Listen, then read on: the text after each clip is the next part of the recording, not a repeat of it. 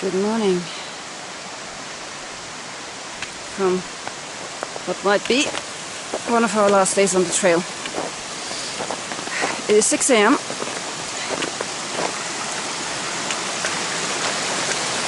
We're off to beat the snow. Can't beat the water, obviously.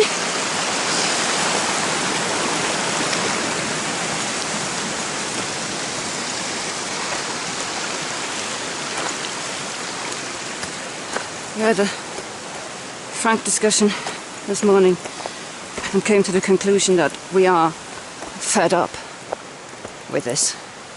It's all good embracing the suck and all this kind of stuff, but we have done nothing but embracing the suck for the last 20 days of hiking, and it's just, there's no joy in it anymore.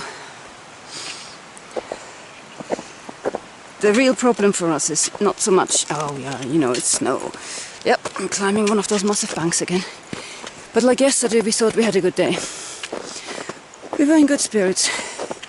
We sit down in the evening to look at where we've gone. We've done 7 miles. We did more than that in the Sierras.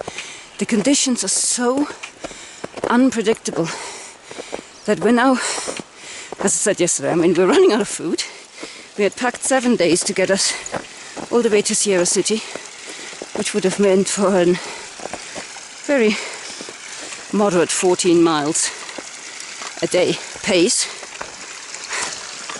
We are at this point something like 26 miles behind that pace in such a short section. And so we're going to go to Truckee. Great, no problem. Load up with more food. There's the problem. With how much food? The next section is another 100 miles. How long is it going to take us? We don't know. We can't walk around. Okay. We can't walk around with 10 days of food, just in case. And then, well, even 10 days of food for 100 miles, if we're starting to do 7-mile days, it's not going to be enough. There's a limit to how much food we can carry. We've reached the beginning of the little climb, and it looks like the gods are smiling upon us for once, because it seems to be snow-free all the way to the top. So the microspikes are off, clunking away on my ice axe because we don't trust this trail enough to pack them away. It's a gorgeous morning, all being said. Woo. Dark figures coming up behind me. Ooh, scary. Oh, yeah, he's a shadow of his former self. There, that's him. So no, he didn't last. Microspikes came back on maybe 10 minutes later. We've been trying to follow the switchbacks. Yeah, these kind of switchbacks. And where you can't see where the switchbacks go, which is a lot of the time, we've been scrambling up hills like this. It's just, it's been like that. Whitney, Forester, Kearsarge Pass, now this. I don't mind a bit of scramble, but this is not rock you should be scrambling on. I mean, quite apart from everything else, it's not good for the trail maintenance, because it's very loose rock. Scrambling up the ice field, better option, but when they get too slushy, what can you do? Nearly at the top, or possibly past the top, it's hard to tell. Guttux is being a bitch again. But look at those views. It's almost worth the hassle. It would be twice as gorgeous if we knew we were going in the right direction. Bum bum. Bum bum. Sorry, couldn't resist. Twin Peaks! Those of you too young, it was a series in the 80s.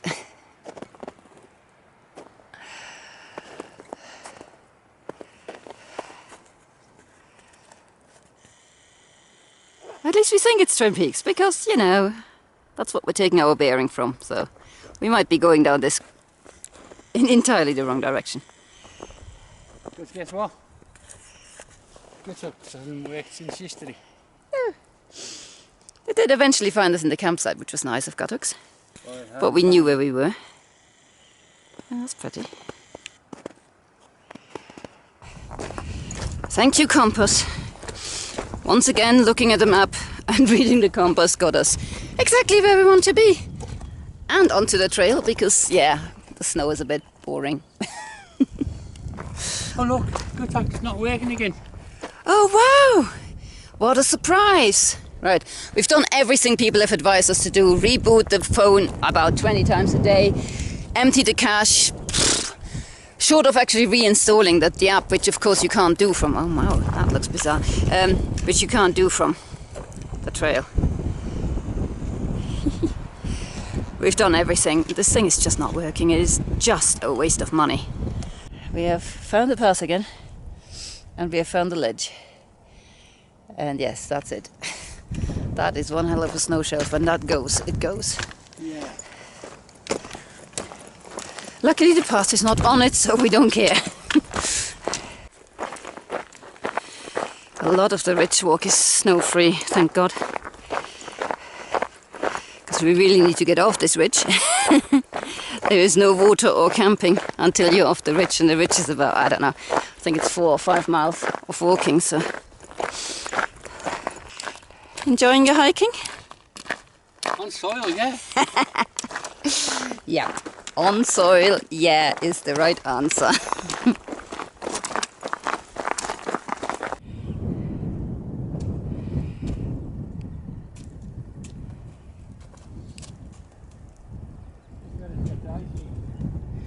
There's Heidi. Plenty unhappy because I took it down and it pops up.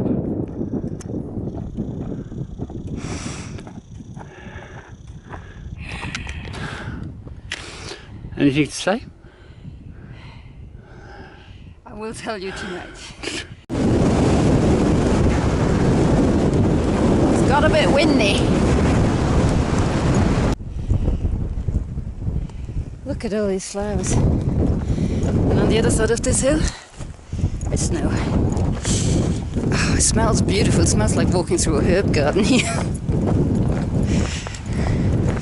I guess at least one side of this mountain has got the message that it's actually summer.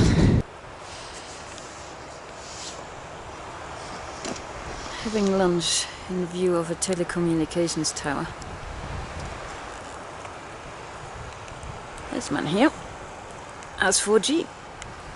So we're trying the last desperate act. We've uninstalled Godux and we're trying to reinstall it. You have to pay for it again. You're joking. No. And just have a nice lunch break. Where we realised we'd done 7 miles already today. It's more than we did all of yesterday. And we were making plans of where to get, and this happens. Switchbacks down that have been covered in snow at the absolute worst. Somewhere in this is the trail.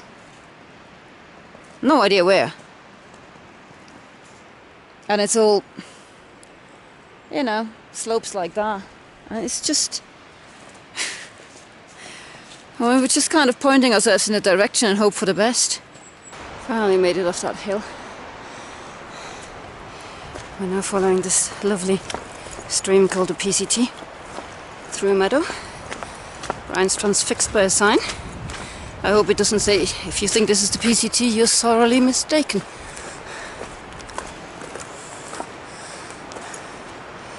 South Barkerbat, yeah, nice one. I must say, this is a really, really, really pretty section to hike through, and really nice going when there's a path.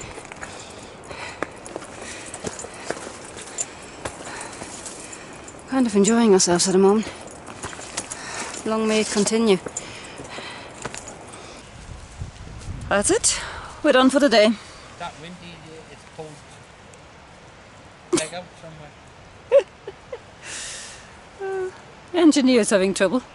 Pulled your peg out. It's pulled my pack out. Yeah,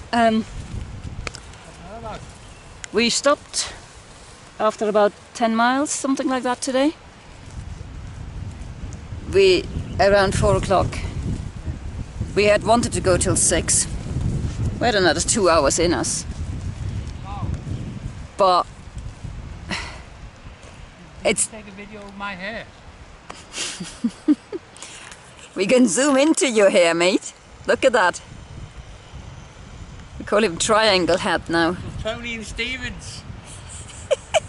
Bash them all at the Bear Convention.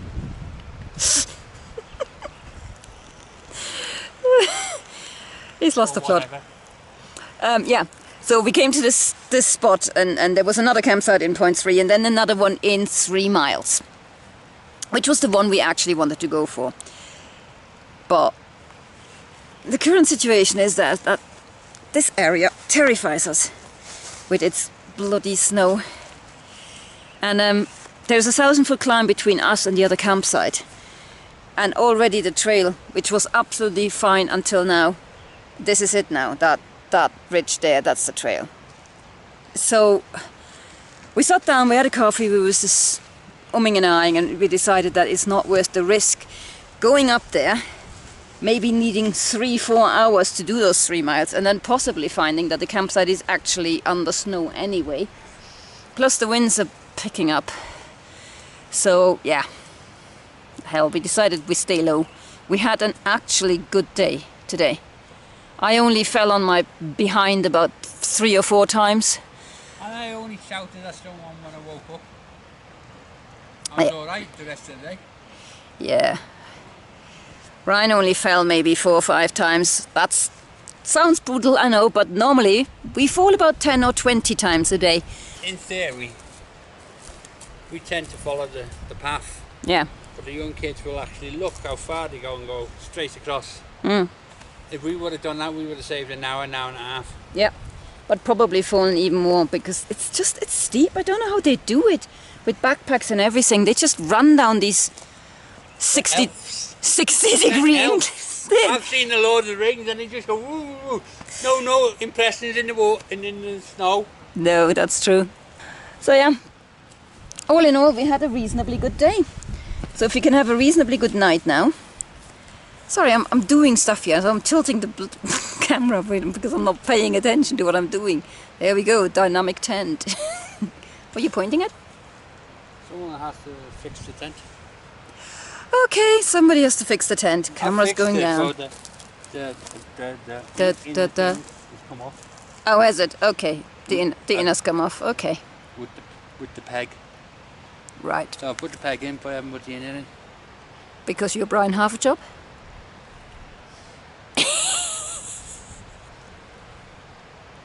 No comment. So today's much more successful day. So I start off at our campsite, somewhere here, and start the climb pretty much immediately, which looked good for a while. It was clear for the first couple of switchbacks, and then it all turned to snowy crap again, and we ended up having to scramble up to the top, where the trail was completely gone, but we managed to orientate ourselves by the Twin Peaks. Took a compass bearing and headed downhill. And downhill as per usual. I mean, it's just...